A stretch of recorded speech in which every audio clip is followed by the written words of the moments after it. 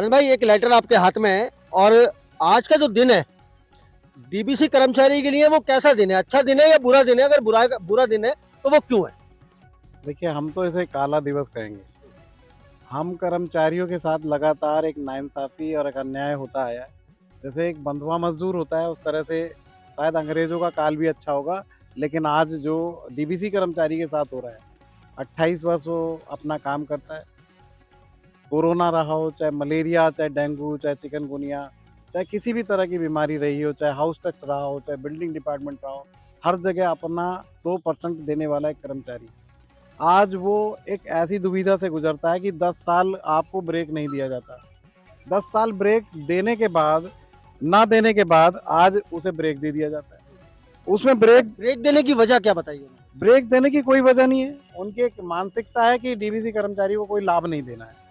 DBC कर्मचारियों को लाभ ना देना, वरना अधिकारियों के हाथ में है। वो चाहते तो आज का 1 दिन की तनख्वाह हम जो पूरी मेहनत से, पूरी बीमारियों में रात-दिन एक करके हमने जो अपना कार्य दिया है और जनता के लिए समर्पित रहे और अपने परिवार को छोड़कर हमने कोरोना जैसी महामारी में भी काम किया है और आज भी कर रहे हैं। ऐसा नहीं है कि हम किसी बीमारी को पीछे भगाने में या उसे लड़ने के लिए हमने ना की हो। जहाँ अधिकारियों ने कहा, हमने अपने काम को बखूबी निभाया है। लेकिन आज होता क्या है कि उसके अपेक्षित, जो उसकी बिल्कुल उपेक्षा करते हुए अधिकारी उसको 1 दिन का ब्रेक दे देते हैं। साथ में कर्मचारियों से बात नहीं करते हैं। लगातार हम अपने मुद्दों को लेकर जो ऑर्डर एक जो पास भी कर दिया था 9/3 2022 में, लगातार हम उसमें लेटर एक नहीं है, जो आपने कहा ना, देखो लेटर एक नहीं है। मैं आपकी स्क्रीन पे भी दिखा सकता हूँ, लेटर कई हैं, जो हम अधिकारियों को लगा चुके हैं कि हमें मिलने का समय दिया जाए। ये तो आधिकारिक बात हो गई है। जैसे आज शनिवार है और आज आप बता रहे हो कि आपकी सैलरी भी कटेगी आज की। तो कल जैसे संडे है, क्या संडे की सैलरी भी कटेगी या उसका कुछ मिलेगा? देखिए, ये तो अधिकारियों की कठपुतली बन चुके हैं हम। वो चाहें तो दोनों दिन की तनख्वाह काट दें, वो चाहें तो 1 दिन की भी ना काटें। ये उनके ऊपर बहुत उन पर ही निर्भर है। डीबीसी कर्मचारी, देखो कर्मचारी है, वो अधिकारी है।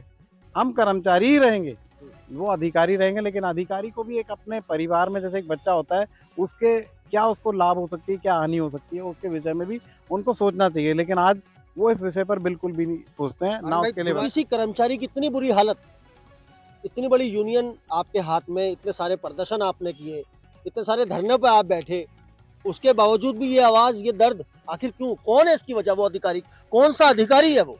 देखिए, सच बात है कि जो आज रोहतास भाई ने कहा है कि दिल की और अंदरूनी दुखती रग है, वो उन्होंने एक सच्चाई ज़ाहिर की है। वो ज़ाहिर हर कर्मचारी की है। महेश भाई बोल नहीं पा रहे हैं, क्योंकि उनका दुःख भी, ये दर्द मैं यही है समझ रहा हूँ उनकी आवाज और में उनकी नजर आ रहा है आवाज़ मुझे। में नरमाई है। उन्होंने उस दुःख को सहा है और सह रहे हैं। उन्हें ये भी पता है कि 3 महीने बाद अब मैं जो है एक ऐसी नौकरी जहाँ से कुछ मिलेगा भी नहीं और रिटायर होके नाम ऐसे कि जैसे रिटायर होके जा, ना मिलने की क्या वजह है आनंद भाई? ना मिलने की वजह यही है कि आपको एक फिक्स आपको तनख्वाह दी जा रही है, उसके अलावा कोई सुविधा नहीं है। उन्होंने ठीक कहा, ना ग्रेच्युइटी है, ना कुछ है, जबकि एक प्राइवेट एक फर्म में भी उसको दिया जाता है।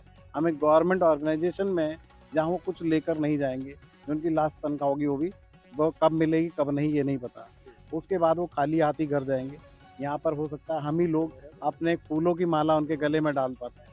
लेकिन आज यही रहता है कि अगर अधिकारी एक पूरा अपना, जो हमारे कॉम्पिटेंट अथॉरिटी है, ये वो आदेश भी कर देती हैं, अपने आदेश को नहीं मानती हैं, ये हमारा सबसे बड़ा दुर्भाग्य है। और यहाँ पर आज उस प्रोसीजर में ऐसा फँस गया है कर्मचारी कि हम कितनी हड़ताल कर लें, इनके कहते हैं ना कि अपना ही आदेश मानकर, कल भी एक मीटिंग में हमारे साथ बैठकर यही बात आई थी कि आदेश कब माना जाएगा। उन्होंने फिर कह दिया कि 1 हफ्ते में इस पे विचार कर रहे हैं और जल्दी आएगा। लेकिन वो 1 हफ्ता कब आएगा, हमें समझ नहीं आ रहा है। क्योंकि आज मिलने का समय माँगते-माँगते भी मुझे आज 4 महीने हो गए हैं। 4 महीने लिखित तौर पर ये लेटर्स हैं सारे, उसकी ज़बानी तो कह सकते हैं हम कुछ भी, लेकिन 10 बार ज़बानी तौर पे माँग चुके हैं। कम से कम 6 लेटर दे चुके हैं कि हमें मिलने का समय दिया जाए। किसको लेटर दिया? हमने अपने एमएचओ लेवल पे भी दिया है, एडिशनल कमिश्नर को भी कौन सा दिया जोन? है, कमिश्नर को, ये पूरी दिल्ली अब एमसीडी 1 है। हमने जब से एमसीडी 1 हुई है उससे पहले भी दे रहे हैं मतलब और आप सिविक सेंटर हेडक्वार्टर की बात? जी हाँ, हेडक्वार्टर हम दे चुके हैं, क्योंकि आज ज़ोनल लेवल का अधिकारी उस काम को पूरा नहीं कर सकता, जो हमारे आपके सिविक सेंटर में बैठे बड़े अधिकारी उसको पूरा कर सकते हैं। लेकिन आज हमारा दुर्भाग्य कि वो आपको हम डीबीसी कर्मचारी के लिए शायद एक छोटे कर्मचारी के पास उनके पास समय नहीं है। हम लगातार समय माँग रहे हैं क्योंकि उन्हें पता है कि इन्होंने एक ही बात कहनी है और हमने इनके ऊपर अत्याचार करना है। और उस अत्याचार को रोके कैसे? या उस अत्याचार को सहते-सहते हमें आदत हो तो गई है लेकिन हम दबेंगे नहीं। रोहतास भाई ने सही कहा है, हम फिर एक जन सैलाब हैं, पूरा सैलाब है। पूरे साथी फिर खड़े होंगे, फिर ताकत बनेगी। और ये उस कगार पे लाने की कोशिश खुद कर रहे हैं कि आओ और हड़ताल करो और काम बंद कर दो और निगम के अधिकारियों को खुद घेर के बैठ जाओ। और खुद उसमें इतने आंसू अब निकलते हैं कर्मचारियों के, शायद उस जन सैलाब के आंसू से ही ये खुद ऐसा ना हो कि जो ऊपर वाला देख रहा है, जो हमारे साथ अत्याचार हो रहा है, कहीं उस आंसुओं में, इन बद्दुआओं में वो खुद बह ना जाए और उनके साथ इस अत्याचार का ऊपर वाला भी एक दिन ज़रूर हिसाब लेता है। क्योंकि हमें पता है कि हमारे साथ अत्याचार हो रहा है। ना हम ऐसे हैं कि जो उनको कुछ कर पाएँ, लेकिन आप ये ज़रूर है कि रोड पर कर्मचारी आकर अपनी आवाज़ को बुलंद कर सकता है और वो वही दोबारा अधिकारी बार-बार चीख कर कह रहा है, इन लेटर के द्वारा भी जो हमने डिमांड की है कि मिलने का समय देकर समाधान निकाला जाए, या हमें मैं बार-बार कहने के बावजूद समय नहीं दिया जा रहा है, तो अधिकारी खुद कह रहा है कि आइए रोड पर और खुद करिए हड़ताल और हम आपके साथ न्याय नहीं करेंगे, लेकिन हम न्याय लेकर रहेंगे और न्याय लेकर छोड़ेंगे। हमने भी ठान ली है। पूरे अधिकारी कर्मचारी ये सुन लें और आप मेरे सारे 3000 साथी सुन लें कि हम अपना अधिकार, अपना न्याय करवा कर छोड़ेंगे, चाहे हमें किसी हद तक भी जाना पड़े।